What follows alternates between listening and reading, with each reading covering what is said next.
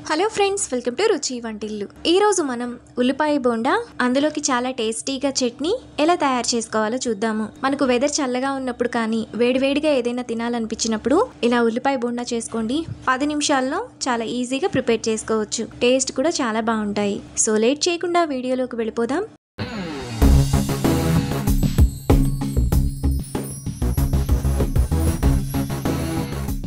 ముందుగా ఉల్లిపాయ బోండా చేసుకోవడానికి ఒక మిక్సింగ్ బౌల్ తీసుకొని అందులో 3 కప్పులు సన్నగా తరిగిన ఉల్లిపాయలను వేసుకోవాలి.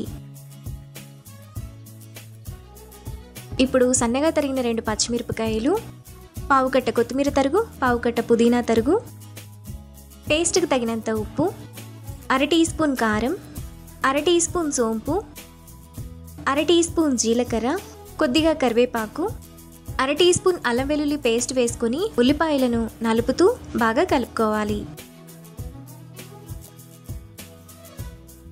ఉల్లిపాయలను ఈ విధంగా బాగా కలిపిన తర్వాత అందులో పావు కప్పు బియ్యం పిండి, 1.5 కప్పు మైదా వేసుకోవాలి.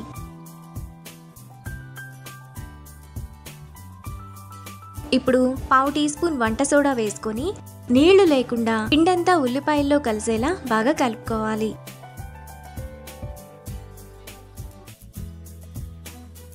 ఇలా కలుపుకున్న తర్వాత అందులో కొద్దిగా నీళ్లను పోసుకొని పిండిని కలుపుకోవాలి. ఉల్లిపాయల్లో నీరు ఉంటుంది కాబట్టి మనం వాటర్ కొంచెం తక్కువగానే పోసుకోవాలి. పిండిని ఇక్కడ చూపిస్తున్నట్టు ఈ విధంగా కలుపుకోవాలి. పిండిని ఇలా కలుపుకున్న తర్వాత మూత పెట్టుకొని ఒక 5 నిమిషాల పాటు పక్కన పెట్టుకోవాలి. ఇప్పుడు ఈ బోండాల్లోకి చట్నీ ఎలా తయారు చేసుకోవాలో చూద్దాము. ఇప్పుడు మిక్సీ జార్ తీసుకొని అందులో 1/2 కప్పు పచ్చి కొబ్బరి ముక్కలు, 2-3 పచ్చిమిరపకాయలు, పావు కప్పు పుట్నాల పప్పు, చిన్న అల్లం ముక్క, కొద్దిగా కొత్తిమీర,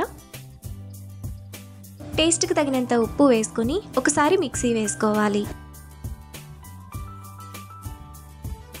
ఇలా వేసుకున్న తర్వాత అందులో పావు గ్లాస్ నీళ్లు పోసుకొని కొంచెం బరకగా మిక్సీ వేసుకోవాలి.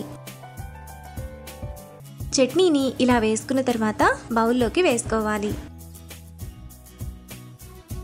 ఇప్పుడు ఈ చట్నీలోకి తాలింపు వేసుకోవాలి. ఆయిల్లో 1 టీ స్పూన్ తాలింపు గింజలు, 2 ఎండుమిరపకాయలు, 1 రెమ్మ కరివేపాకు వేసుకొని తాలింపు వేసి చట్నీలో వేసుకొని కలుపుకోవాలి.